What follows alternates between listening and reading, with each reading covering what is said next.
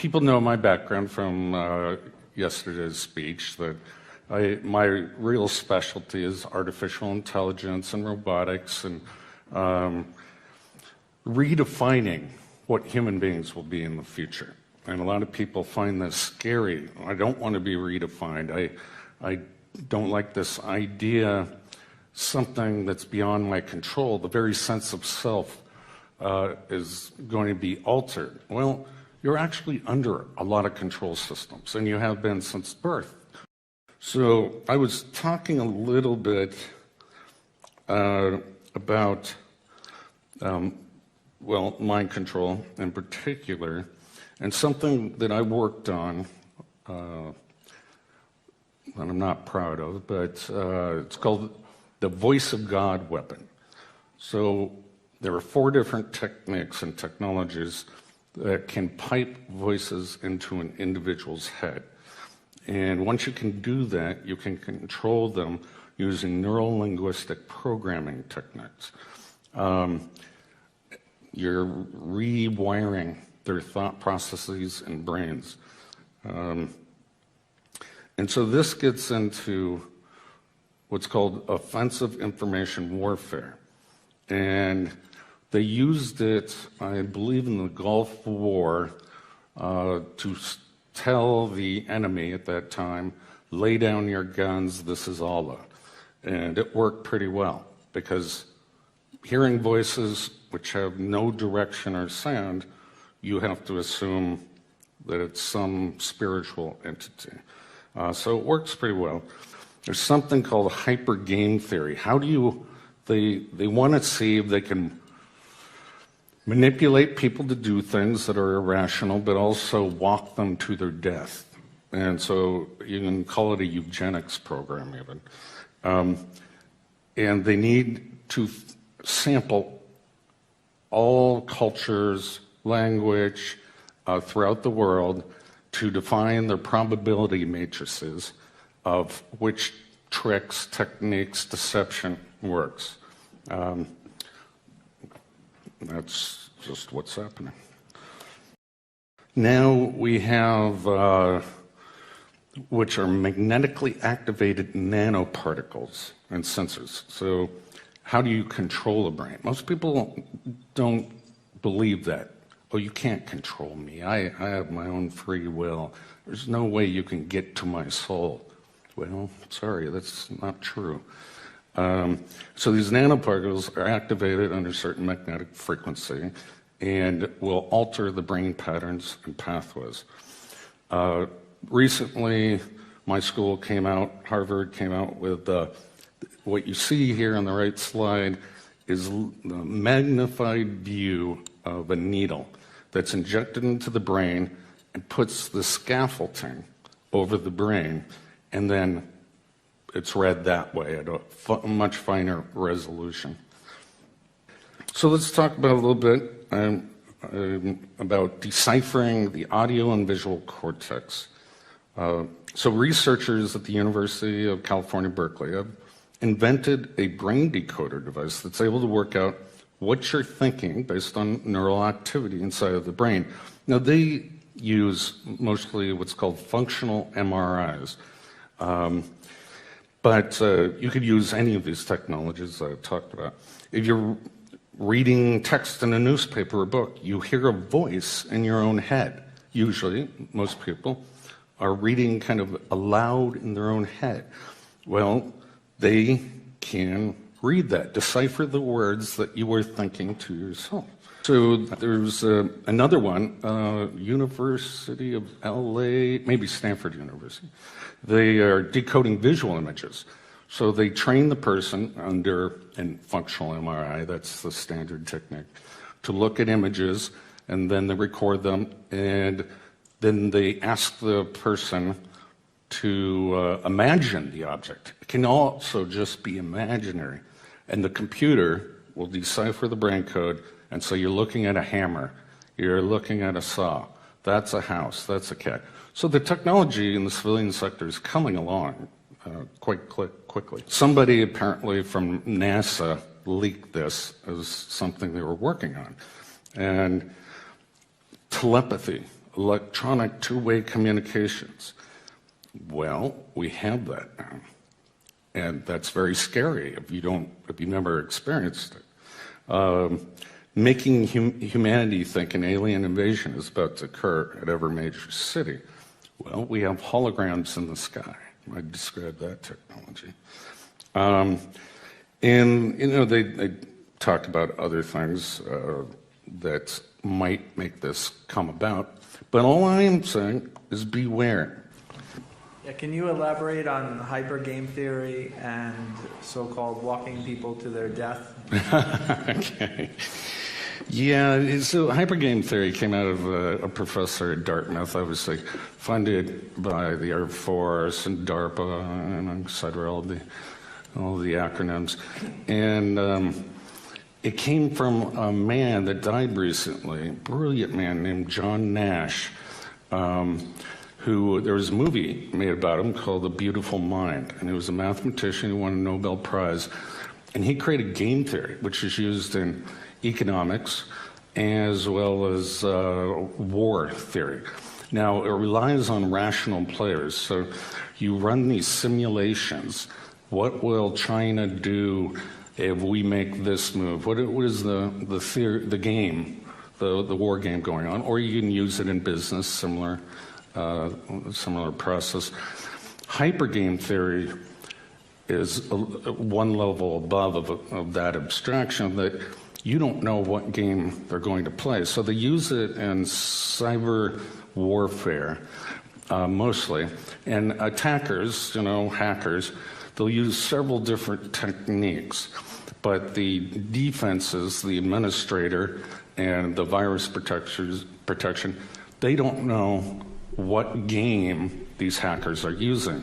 So they create a probability matrix over the period of the time of sampling all the different kinds of hacks they get. Now you can apply this to other aspects of life. The way that I was using it is they're trying to, it was called mind hacking. So they're trying to hack a targeted individual, and the targeted individual will create mental defenses as best as they can. They'll go to their social networks. Well, what do? They try to disrupt the social network, so you have no family or friends. It's a back and forth game that they're trying to find out the maximum probability of death, or you'll harm somebody, become a Manchurian candidate, or something like that. So it's huge database of probabilities across all the variations of mind. The human genome, I think we have, I'm going to get this wrong, so I'm not even going to say it, but a finite in the hundreds of thousands of different genes across our species.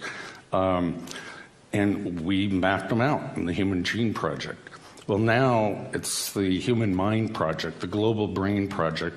President Obama funded a whole bunch of scientists to decipher the mind. Well, our previous president, same thing, George Bush, said the same thing. They're trying to decipher every possible thought and uniqueness due to culture and language. So let me talk about some of the technology. It's called the microwave hearing effect, which with directed microwaves, this was discovered by a guy named Frey. And they're not totally sure what the mechanism is, but they hypothesize that the brain expands ever so slightly with this energy, heat energy, that gets conducted to the inner ear. There are several other technologies that use ion cyclotron resonance heating, or calcium C2+, as a mechanism of influencing the nervous system. And all the ions have their different resonances under the Earth's magnetic field. And then you can go into the ultrasonic realm, where anybody in the beam with one of the ultrasound waves won't hear anything. It's above human hearing. But where the waves intersect from two different directional sources, all of a sudden that person hears it, and that's called the audio spotlight. So there are a lot of mechanisms to project voices into people's heads. Thank you. Hello. I have a question that relates to step 3 in Project Bluebeam. It concerns telepathic electronic two-way communication. I wondered if it was possible for images to be directed into the thoughts and the minds for a number of reasons for myself and I've spoken to in fact, all 5 senses can be mildly overridden depending on the state. Now, if you're in a sensory deprivation tank, your mind seeks stimulus, hearing, sight, temperature, anything. So if you're in that situation, your dreams become your reality. Your brain cannot tell the difference. But in other circumstances, if you stay well stimulated, it's difficult to project visual images into the target. But even university professors are working on those. So yes, it's absolutely possible and is being done. And in fact, many people complain about forced dreams or something like that their dreams are not their own. And that can be, there are a whole bunch of subconscious ways that can be done, as well as stimulating the visual cortex in the right patterns and try to project them into the target. But it just seems to be very real because I've heard it from more than one source, and it can be quite it's quite real. Because you're awake, you're not asleep necessarily. Yeah, and it projects also in the visual workspace, as I mentioned before. So it's like your third eye. And you can see both your, through your retina, as well as this other projection at the same time. Your brain's been rewired, and it's inserting this third eye projection, if you will. Is there any way we can protect against it? No, great question. No. No, you can dampen the effects through stimulating your senses, like music or that kind of thing. And that seems to help. Certain drugs can dampen the effects, but no one's found a little device that you can wear around. Now, Dr. Duncan, you've given us a lot of reason over the last 2 days to be concerned by the potential for abuse of this technology. At the end of your presentation today, you feel quite optimistic about the idea of transhumanism. I mean, maybe you're talking about a perfect world where we can draw perfect circles or whatever, but in my view, how is this possible? How is it possible for transhumanism to be a good thing without some almost unimaginable social revolution? And I mean, as Max Egan, I don't know if you've seen Max Egan's video about transhumanism. He puts it very succinctly, and he says, how much can we be transhumanized without losing our humanity, especially where we have rulers who have none? That's an excellent point, and that's why I try to ask more questions than I answer. It has to be a social revolution. I mean, that's the only way it could be accepted by society. But this is so gradual within our generations that it will become more and more acceptable. So people walking around with Bluetooth, headsets. Well, now we accept that. They look like the Borg, and so slowly this will eventually be rolled in, and we won't give it another thought. When a child is born, we genetically engineer them, with blue eyes or whatever they. Some might argue, though, that the technology we already have. I mean, the technology we already have is sort of cutting us off from each other. I mean, I'm guilty here myself. I apart from my family in my hometown and the men I live with, I know one person. But I have thousands of friends online, so maybe. Yeah. So is that just a redefinition of how to be social? What is a friend on Facebook? And how often you talk to them? You can't shake their hand, you can't hug them. I don't know. This is something society is going to have to deal with. This is a social revolution. It's occurring right now at a very rapid rate. I call it a cataclysmic evolutionary event in mankind. Yeah, it could also, since we do have a malevolent elite in this world, the potential for the potential danger here is enormous. It is, and I think there may be an agenda to depopulate the world. Oh, I think there is. Yeah. So, Dr. Robert Duncan, thank you very much for speaking to us again. Thank you for having me.